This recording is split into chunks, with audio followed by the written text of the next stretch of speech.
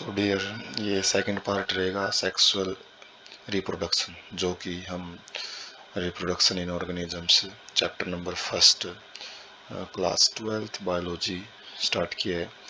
तो उसमें जो हम सेक्सुअल रिप्रोडक्शन है उसके रिगार्डिंग आगे बढ़ते हुए सबसे पहले इसकी डेफिनेशन देखते हैं कि इसके अंदर जो मेल और फीमेल जो गैमेट्स हैं उनका इनोवुलेशन ज़रूरी होता है। हो सकता है वो केवल सिंगल पेरेंट से हों, एक ही इंडिविजुअल से हो सकते हैं, या फिर वो डिफरेंट इंडिविजुअल से भी हो सकते हैं अपोजिट सेक्सेस के, जैसे मेल एंड फीमेल।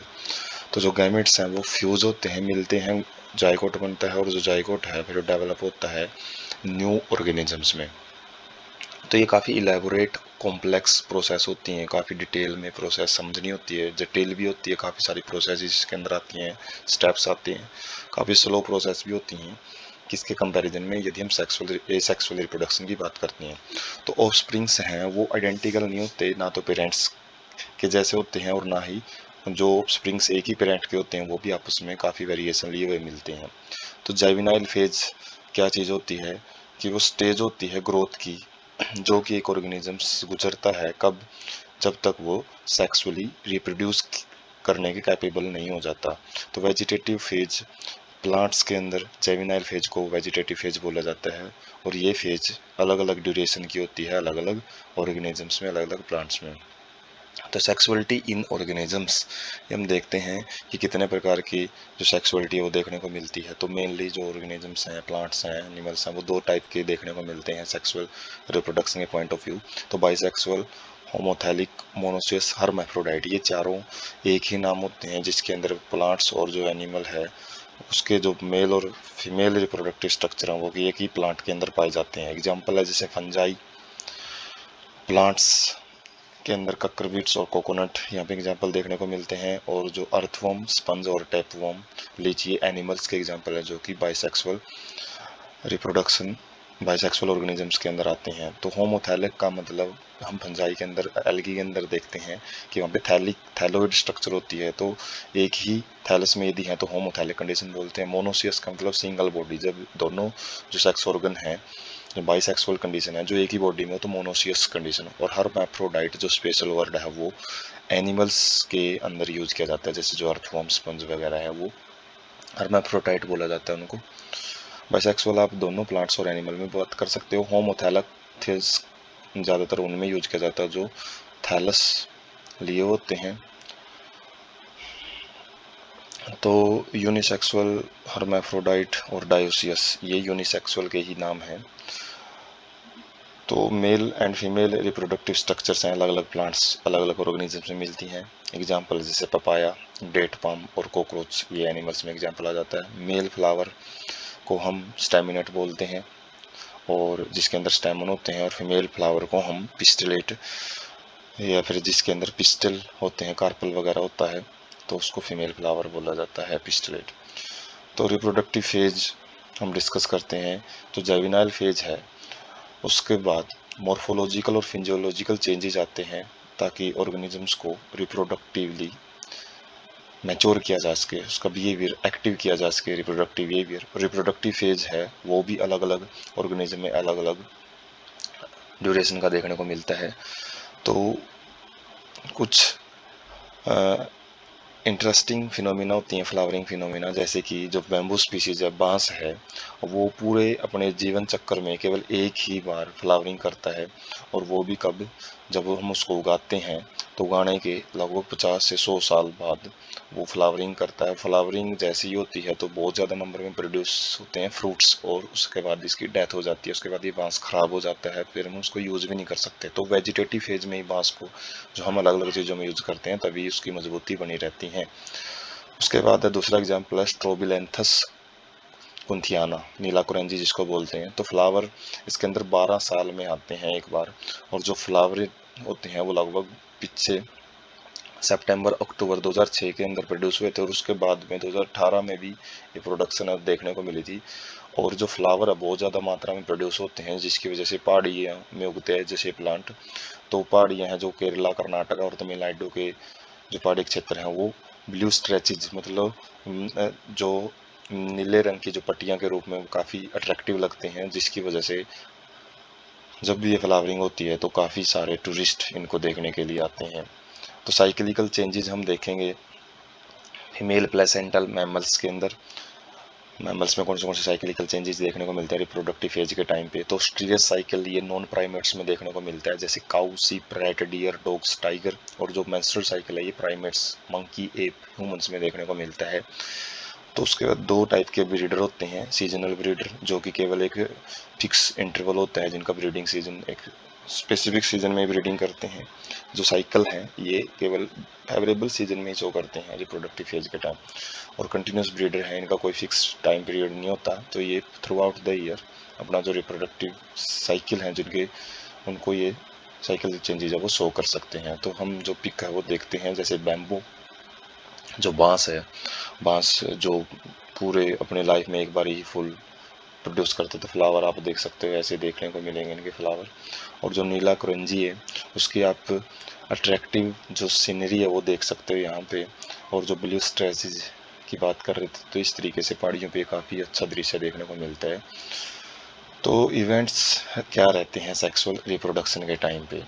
तो हमने देखा है कि सेक्सुअल रिप्रोडक्शन काफ़ी इलेबोरेट, कॉम्प्लेक्स और काफ़ी एक रेगुलर सीक्वेंस में होने वाली प्रोसेस है। और सेक्सुअल रिप्रोडक्शन के अंदर जो मेन खास बात होती है वो होता है फर्टिलाइजेशन। गैमेट्स यहाँ पे फ्यूज होते हैं, तो फॉर्मेशन ऑफ जाइगोट देखने को मिलेगा। जाइगोट फर्टिलाइजेशन के बाद ही बनता है, और जाइगोट से जो आगे की प्रोसेस है वो एम्ब्रियो जो बनता है, तो एम्ब्रियोजेनेसिस कहलाती है। तो तीन जो डिस्टिंक्ट फेज हैं वो सेक्सुअल रिप्रोडक्शन में प्री फर्टिलाइजेशन, फर्टिलाइजेशन और पोस्ट फर्टिलाइजेशन देखने को मिलती हैं। तो इवेंट्स आप डायग्राम में देख सकते हो। प्री फर्टिलाइजेशन में हम गैमेटोजेनेसिस पढ़ेंगे, और उसके बाद सेकंड जो स्टेप रहेगा वो गैमेट ट्रांसफर रहेगा। गैमेट बनते हैं, फिर उसके बाद गैमेट को मतलब एक जगह से दूसरी जगह लेके जाया जाता है ताकि वो फिजिकल कॉन्टैक्ट में आ सकें।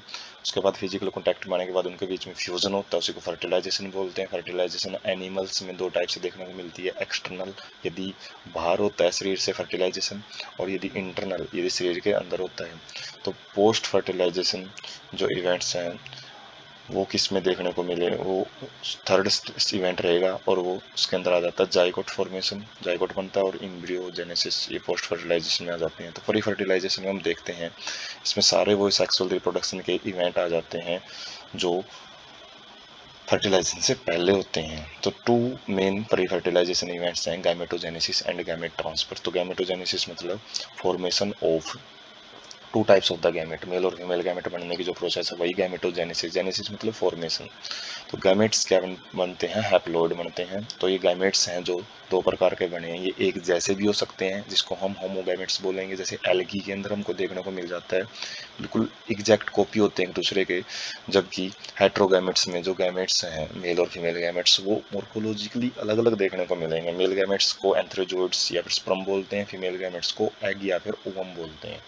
तो डायग्राम आप देख सकते हो, गैमेटोजेनेसिस, होमो गैमेट्स, आइसोगैमेट्स, क्लाइडोफोरा में देख सकते हो एक जैसे गैमेट्स हैं, नहीं डिस्टिंक्ट कर सकते कि मेल गैमेट फीमेल गैमेट कौन सा है। लेकिन हेट्रोगैमेट्स में, ह्यूमन में स्पर्म, स्पेलिंग थोड़ी ठीक करना, स्पर्म SPERM, और ओवम जो अलग अलग है मोर्फोलॉजिकली हम देख सकते हैं बिल्कुल डिस्टिंक्ट हैं। तो सेल डिवीजन किस टाइप के होते हैं जब ये गैमेट बनते हैं, तो ये भी बड़ा ही इंपॉर्टेंट टॉपिक हो जाता है। तो माइटोसिस इक्वेशनल डिवीजन ये कहाँ पे देखने को मिलेगा आपको, कुछ ऑर्गेनिजम्स हैं जो कि मोनेरा, फंजाई, एल्गी, ब्रायोफाइट्स, इनके अंदर हैप्लॉइड प्लांट बॉडी होती है और इनको हैप्लॉइड गैमेट प्रोड्यूस करने हैं। तो हमको क्रोमोसोम नंबर यहाँ पे रिड्यूस नहीं करने हैं, तो इसलिए इक्वल रखने हैं। तो यहाँ पे माइटोसिस देखने को मिलेगी। और मियोसिस रिडक्शनल डिवीजन होता है जो वो आपको ऐसे जीवों में देखने को मिलता है जो टेरिडोफाइट्स, जिम्नोस्पर्म, एंजियोस्पर्म, जो प्लांट्स के अंदर और एनिमल्स के अंदर, ह्यूमन बींग्स है खासकर, और जो और भी काफ़ी एनिमल्स है जिसके अंदर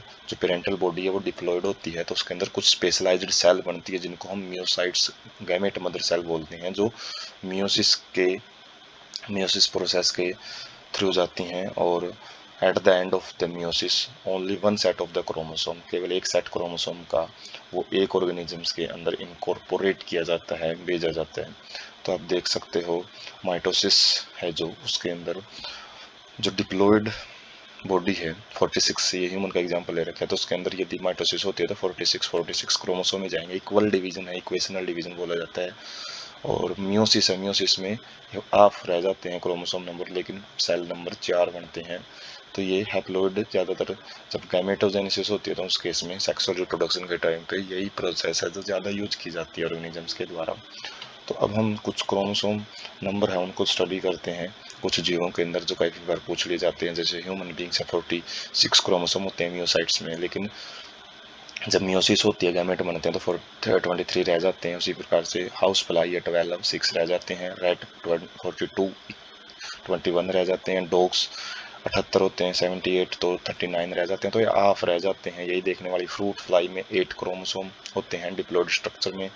तो ये काफ़ी डिप्लॉइड स्ट्रक्चर पूछ ली जाती हैं कि डिप्लॉइड सेट कितना होता है। फरंस होता है एक टेरिडोफाइट में आ जाता है जो 1260 क्रोमोसोम देखने को मिलते हैं। एप्पल 34, राइस 24, मेज 20, पोटैटो 48, बटरफ्लाई 380 एंड ओनियन 32। ये डिप्लॉइड स्ट्रक्चर हैं इसके हैप्लॉइड, इनके हाफ रह जाते हैं। तो कई बार हैप्लॉइड दे देते हैं तो डिप्लॉइड निकालने होते हैं। ये टेबल है जो फील्ड टेबल है जो कि एनसीईआरटी में दे रखी है, वैसे वो फिल करनी होती है लेकिन फील्ड ही आपके सामने है। गैमेट ट्रांसफर ये सेकंड इवेंट है प्री फर्टिलाइजेशन इवेंट का, और successful transfer and coming together of gametes बड़ा ही most critical most important process होता है सेक्सुअल रिप्रोडक्शन का और फर्टिलाइजेशन का भी बोल सकते हो आप। मेल एंड फीमेल गैमेट्स हैं उनको फिजिकली शारीरिक रूप से एक दूसरे के नज़दीक लेके आया जाता है ताकि उनके बीच में फ्यूजन हो सके।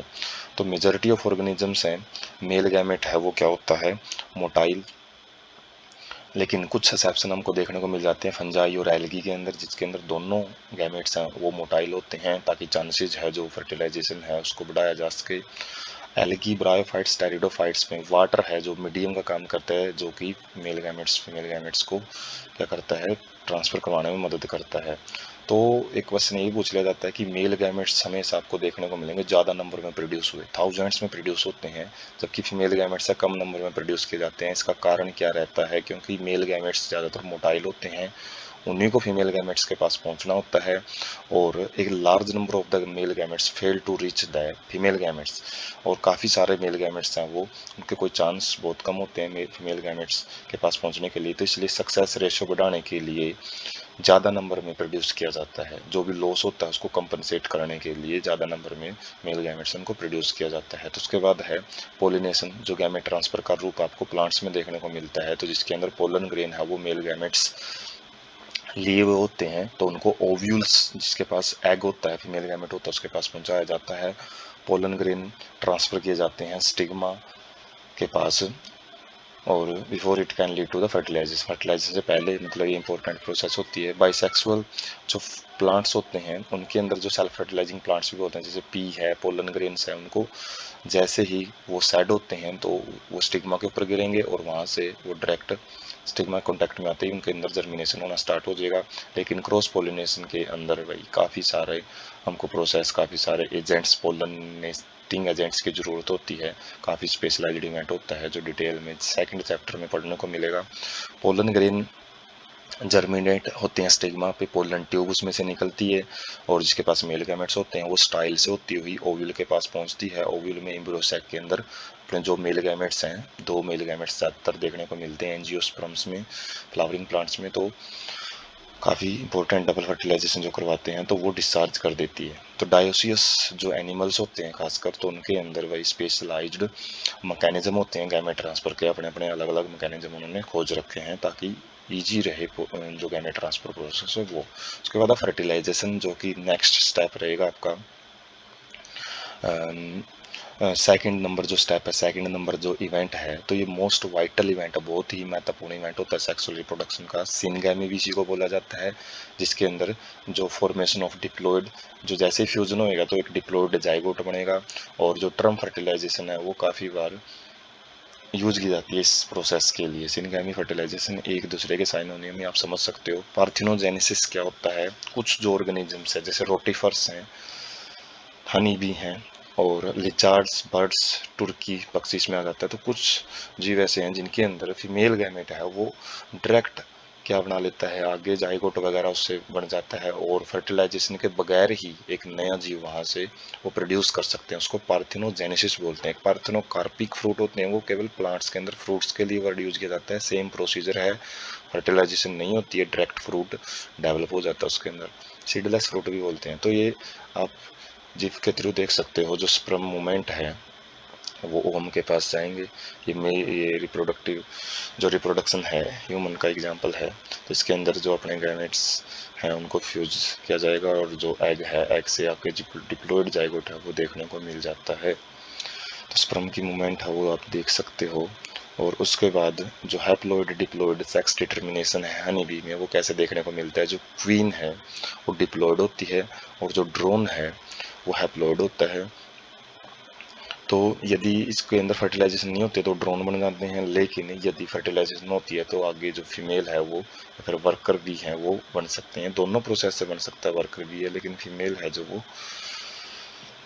केवल किससे बनेगी, डिप्लॉयड सेट से ही बनेगी। डबल मतलब जो फर्टिलाइजेशन है उसी के बाद ही बनती है। तो सिनगोमी कहाँ हो सकती है, तो दो प्रकार की जो फर्टिलाइजेशन है वो हमने देखी है, एक्सटर्नल और इंटरनल। एक्सटर्नल में क्या होता है, ये ज़्यादातर एक्वाटिक ऑर्गेनिजम्स में जैसे एल्गी, फीसीज, उनके अंदर देखने को मिलती है। एम्फीबिया के अंदर भी काफ़ी देखने को मिल जाती है, जिसमें वाटर के अंदर है, जो एक्सटर्नल मीडियम है, जो वाटर के अंदर फर्टिलाइजेशन होती है, आउटसाइड द बॉडी बोल सकते हो आप। तो great Synchrony between the sexes, ये जरूरत होती है भाई, जो गैमेट्स हैं वो एक साथ में सीक्रेट हों दोनों प्लांट बॉडी से। अलग अलग होंगे तो कोई चांस ही नहीं है एक्सटर्नल फर्टिलाइजेशन के। जो गैमेट्स हैं वो काफ़ी नंबर में प्रोड्यूस किए जाते हैं अपने सराउंडिंग मीडियम में, ताकि जो चांसेस हैं सिनगैमी को उसको एनहेंस, उनको इंक्रीज किया जा सके। बोनीफिसीज और फ्रॉग, जहाँ पे large number of the offsprings produce होते हैं, उसका रीज़न यही है कि यदि ज़्यादा से ज़्यादा चांसेस, रैंडम चांसेस होते हैं, ज़्यादा फर्टिलाइजेशन हो जाती है तो ज़्यादा नंबर में ऑर्गेनिज्म प्रोड्यूस हो जाते हैं। तो इसका मेजर डिसएडवांटेज क्या होता है, जो ऑफस्प्रिंग है वो मीडियम में विदाउट पेरेंटल केयर डेवलप होते हैं, तो उसके अंदर प्रीडिएटर्स का काफ़ी खतरा होता है इनको। काफ़ी सारे जो ऑर्गेनिजम्स है वो उनकी मतलब अडल्टहुड से पहले ही डेथ हो जाती है, बहुत ही मुश्किल हो जाता है उनका सर्वाइव करना। तो इंटरनल फर्टिलाइजेशन के अंदर क्या होता है, काफ़ी टेरेस्ट्रियल ऑर्गेनिज्म है, जैसे फंजाई है, हाइयर एनिमल्स हैं, रेप्टाइल्स, बर्ड्स और मैमल्स, इनके अंदर ये देखने को मिलती है। और मेजॉरिटी ऑफ प्लांट्स हैं, जैसे जो हाइयर प्लांट्स है, ब्रायोफाइट, टेरिडोफाइट, जिम्नोस्पर्म, एंजियोस्पर्म, इनके अंदर आपको जो फर्टिलाइजेशन है वो inside the body, female body खासकर देखने को मिलेगी। सिनगैमी इनसाइड द बॉडी होती है ऑर्गेनिजम्स के। Egg inside the female body बनता है और वहीं पे फ्यूज होता है मेल गैमेट के साथ। तो मेल गैमेट मोटाइल होता है, जिसको एग के पास पहुंचना होता है फ्यूजन के लिए। तो नंबर ऑफ स्पर्म्स हैं वो काफ़ी नंबर में प्रोड्यूस किए जाते हैं और एग का नंबर है रिड्यूस कर दिया जाता है। तो सीड प्लांट्स हैं, नॉन मोटाइल मेल गैमेट्स को कैरी किया जाता है गैमेट्स के पास, किसके द्वारा, पोलन ट्यूब के द्वारा, जो कि बड़ा ही एक इंपॉर्टेंट स्टेप होता है पोलन जर्मिनेशन का। तो उसके बाद एक्सटर्नल और इंटरनल के अंदर हम कुछ डिफरेंसेस देख सकते हैं। यहाँ पे कोई कोपुलेशन, कोई इंटरकोर्स की ज़रूरत नहीं होती, यहाँ पे कोपुलेशन की ज़रूरत होती है। स्पर्म्स को ट्रांसफ़र किया जाता है सेक्सुअल रिप्रोडक्शन में। तो बोथ गैमेट्स हैं वो आउटसाइड द बॉडी लिबरेट किए जाते हैं, लेकिन जो स्पर्म्स हैं या फिर जो मेल गैमेट्स हैं उनको फीमेल बॉडी के अंदर लिबरेट किया जाता है। इसमें फर्टिलाइजेशन के चांसेस बहुत कम होते हैं, इसमें अच्छे खासे चांसेस होते हैं। काफ़ी एग सेल्स प्रोड्यूस की जाती हैं, इसमें फ्यू एग सेल प्रोड्यूस की जाती है, मेल गैमेट्स को ज़्यादा रखा जाता है। जाइगोट है आउटसाइड द बॉडी बनेगा, इसमें इनसाइड द बॉडी है। ये कॉमन मिलता है एक्वेटिक ऑर्गेनिज्म, क्योंकि वहाँ पे वाटर है, मीडियम का काम करता है। यहाँ पे टेरेस्ट्रियल ऑर्गेनिज्म में देखने को मिलेगी प्रोसेस, एडवांस करेक्टर बोल सकते हो। No special organ of transferring cell to water, कोई स्पेशल ऑर्गन नहीं होता यहाँ पे। स्पेशल ऑर्गन पेनिस होता है जो कि ट्रांसफर करता है सेल्स को वेजाइना या क्लोइका के अंदर। अलग अलग ऑर्गेनिजम्स में जो स्ट्रक्चर होते हैं वहाँ पे स्पेशल पॉपुलेशन के लिए स्ट्रक्चर बनी होती हैं भाई। तो पोस्ट फर्टिलाइजेशन इवेंट क्या होता है, लास्ट इवेंट रहेगा सेक्सुअल रिप्रोडक्शन का। इसके अंदर क्या होता है, प्रत्येक जो सेक्सुअल रिप्रोड्यूसिंग ऑर्गेनिजम्स है इसके अंदर ह्यूमन भी आ जाता है, अपनी लाइफ को एक सिंगल सेल जाइगोट से स्टार्ट करता है। और जो ये बार बनती है किसके अंदर, एक्सटर्नल फर्टिलाइजेशन के अंदर, और जो जाइगोट है वो शरीर के अंदर बनता है इंटरनल फर्टिलाइजेशन के अंदर, जो हमने देखा है।